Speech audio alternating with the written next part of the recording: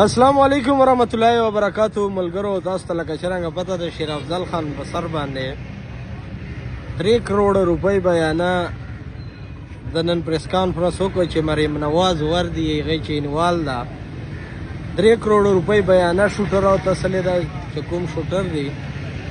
زه صرف دومره وایم چې مروتو پښتنو په توپکو باندې چیرې وباسو دغسې نه بیا دغسې صحیح قسم په خدای